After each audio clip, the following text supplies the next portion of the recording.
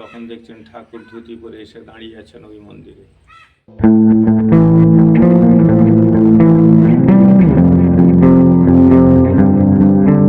বন্ধুরা, আজকে আমাদের গন্তব্যস্থল কামারপুকুর আর জয়রামবাটি। চলুন বেরিয়ে আসি। তো আমরা চলে এসেছি শেওড়াফুলি স্টেশনে এসেই সবার প্রথমে আমরা টিফিন সেরে নিলাম। তারপর চলে গেলাম 1 নম্বর প্ল্যাটফর্মের দিকে। এখান থেকে আমরা ট্রেন ধরবো হাওড়া গোঘাট লোকাল। তা ট্রেন কথা বলতে বলতেই চলে এসেছে। এই ট্রেনটা 7:25-এ হাওড়া ছাড়ে আর শেওড়াফুলিতে এসে পৌঁছায় সকাল 8:04-এ, আর এটা গোঘাট স্টেশনে গিয়ে পৌঁছাবে 10টার সময়।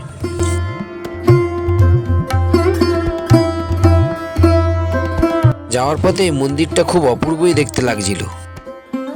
জানলার ধারে বসে আমি প্রাকৃতিক সৌন্দর্যগুলো খুব ভালোভাবে উপভোগ করছিলাম। মায়াপুর নামে যে স্টেশনও আছে এটাও প্রথম দেখলাম। তারপরে কথা বলতে বলতে চলে এলাম আরামবাগ।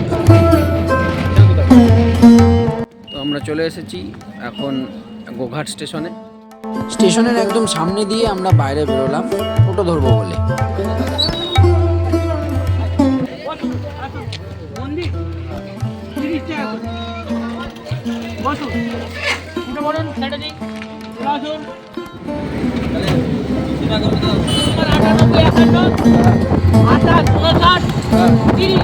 আচ্ছা, ঠিক আছে।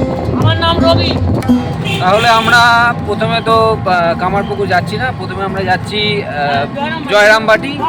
তো টোটোওয়ালা কাকু বললো উনি 200 টাকা নেয়, তো সেখানে 180 টাকায় আমাদের নিজেদের রাজি হয়েছে। তো চলো বন্ধুরা, আগে আমরা জয়রামবাটি ঘুরে আসি। এই ব্রিজটা পার করে আমরা হুগলি ডিস্ট্রিক্টে টাটা বাই বাই করে বাঁকুড়া ডিস্ট্রিক্টে পা রাখলাম। তো ফাইনালি আমরা পৌঁছে গেছি জয়রামবাটি সারদা মায়ের মন্দিরে। মন্দিরের ভেতরে ক্যামেরা করা বারণ, তাই মন্দিরের ভেতরটা আপনাদের দেখাতে পারলাম না বন্ধুরা। কিন্তু মন্দিরে এসে সবার প্রথমে আপনারা ভোগের যদি প্রসাদ গ্রহণ করতে চান তাহলে সেই প্রসাদের কুপনটা সংগ্রহ করে নেবেন, কারণ 11:30-টার পর মন্দির বন্ধ হয়ে যায়। আমরাও তাই 60 টাকার বিনিময়ে ভোগের কুপনটা সবার আগে সংগ্রহ করে নিলাম। সারদা মায়ের মন্দিরে আসার ঠিক 10 পা আগে ডান দিকের গলিতে আমরা চলে এলাম সিংহবাহিনী মায়ের মন্দিরে। এটি ছিল সেকালের এই গ্রামের একমাত্র মন্দির। মান্যতা আছে এই মায়ের মন্দিরের মাটি যদি সারা গায়ে লাগানো যায় তাহলে শরীরের সব রোগ ব্যাধি ভালো হয়ে যায়।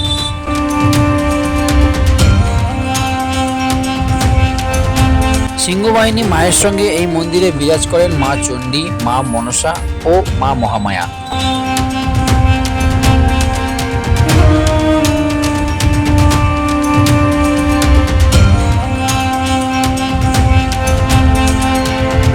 সাড়ে 11টা প্রায় বাজতে চললো, তাই আমরা তাড়াতাড়ি চলে এলাম মায়ের মন্দিরে ভোগের প্রসাদ গ্রহণ করতে।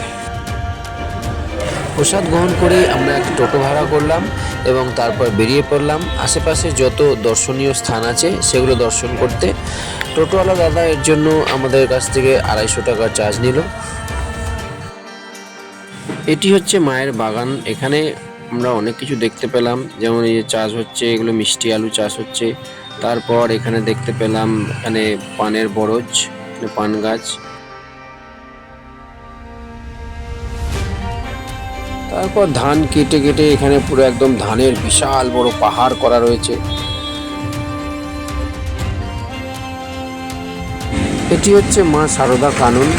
এখানে মায়ের মা আর বাবার সমাধি আছে।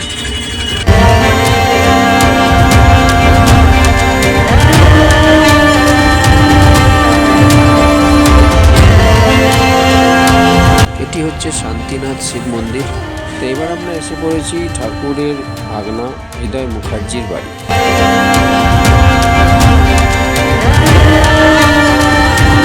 মায়ের নাম হচ্ছে হেমাঙ্গিনী দেবী। হেমাঙ্গিনী দেবী হচ্ছেন ঠাকুরের বড় দিদি। ওই যে সামনে যে দুর্গা মন্দিরটি দেখলেন, ওখানে ঠাকুর হৃদয়কে নিয়ে 2 বছর দুর্গা পুজো করেছিলেন। 3 বছরের বেলায় ঠিক দুর্গা পুজোর সময়কালে ঠাকুর অসুস্থ হয়ে পড়েন, হৃদয়কে পুজো করার জন্য পাঠিয়েছিলেন। সন্ধি পূজার সময় ব্যাকুল হয়ে কাঁদতে কাঁদতে যখন সন্ধির পূজা করছেন, সন্ধির আরতি তুলেছেন যখন হৃদয় মুখার্জি, তখন দেখছেন ঠাকুর ধুতি পরে এসে দাঁড়িয়ে আছেন ওই মন্দিরে।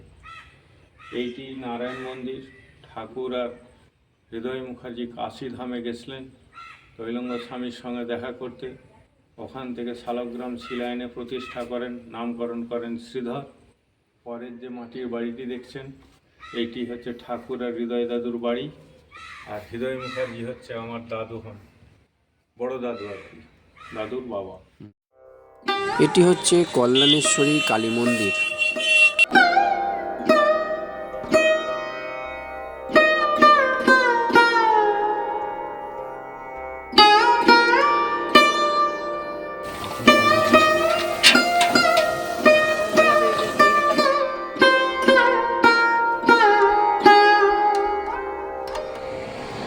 এটি নরনারায়ণ মন্দির।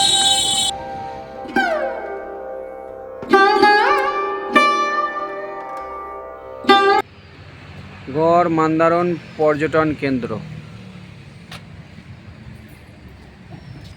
চলো তাহলে এগোনো যাক। এই পর্যটন কেন্দ্রটি অনেক বড়, হেঁটে হেঁটে ঘুরতে গেলে অনেক সময় লাগবে বলে আমরা টোটোকে নিয়েই ঢুকলাম। তাও টোটো নিয়ে ঘুরতে অনেকক্ষণ সময় লাগলো। পিকনিক করার জন্য সব রকম উপযুক্ত ব্যবস্থাই এখানে আছে।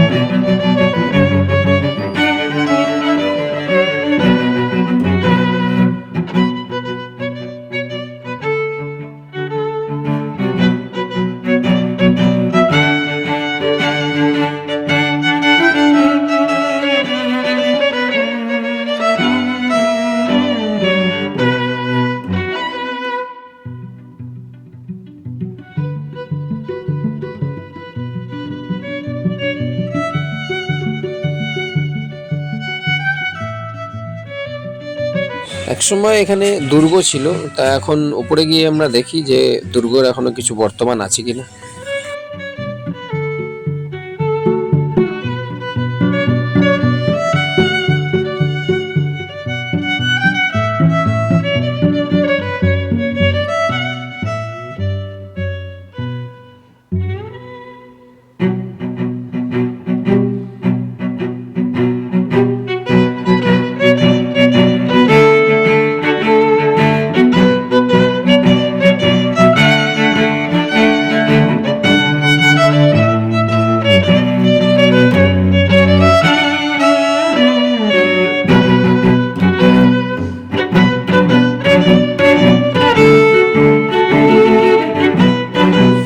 দুর্গর তো আমরা কিছু এখন এখানে আর দেখতে পেলাম না, সেগুলো সব এখন আর নেই।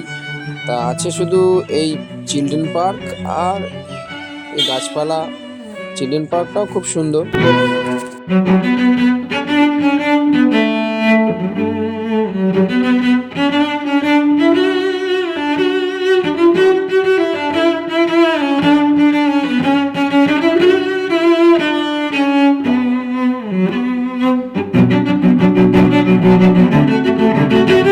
চারিদিকে শুধু গাছ আর গাছ আর সবুজের সমারোহ আর পাখিদের কোলাহল।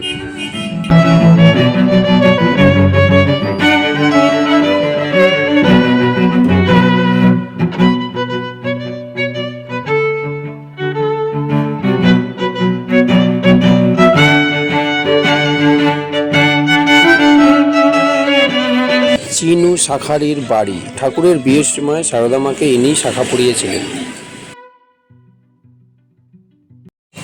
এই পুকুরটির নামই হচ্ছে কামারপুকুর। কামারপুকুর গ্রামের আগে নাম ছিল শুক্লালগঞ্জ। এটি রামকৃষ্ণদেবের ভিক্ষা মায়ের মন্দির।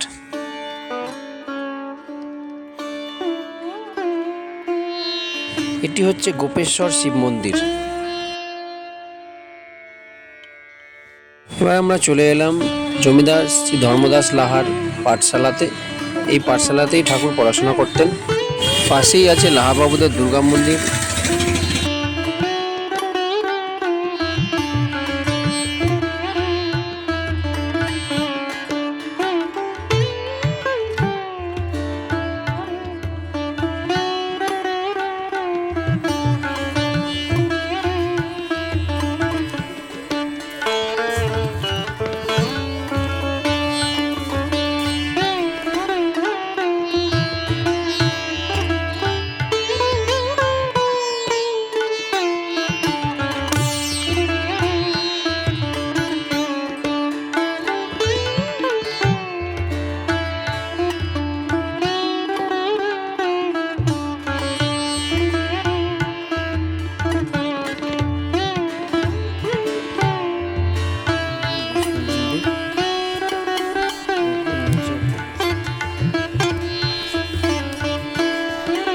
এটি হচ্ছে লাহাবাবুদের বিষ্ণু মন্দির।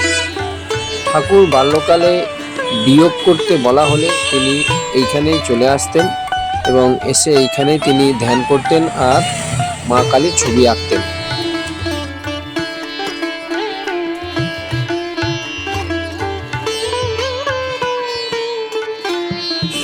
এটি হচ্ছে সেই পবিত্র হালদার পুকুর। এই পুকুরের সঙ্গে ঠাকুর ও মায়ের অনেক স্মৃতি জড়িয়ে আছে।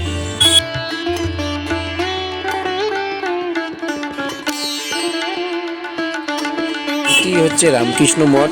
এখানেই ঠাকুরের জন্মস্থান। এখানে ভেতরে ক্যামেরা করা বারণ, তাই ক্যামেরা করতে পারলাম না। এখানে এসেই দেখতে পেলাম সাদা বোঁদে। সাদা বোঁদে এর আগে কোনোদিন দেখিনি, তাই জন্য এখান থেকে কতটা সাদা বোঁদে নিয়েও নিলাম। খেতে খুব একটা খারাপ ছিল না। তো আজকে আমাদের জার্নি এই অবধি শেষ। আপনাদের ভিডিওটা কেমন লাগলো সেটা অবশ্যই একটা কমেন্ট করে জানাবেন আর সাবস্ক্রাইব করে আমার পাশে থাকবেন আরও ভালো ভালো ভিডিও দেখার জন্য।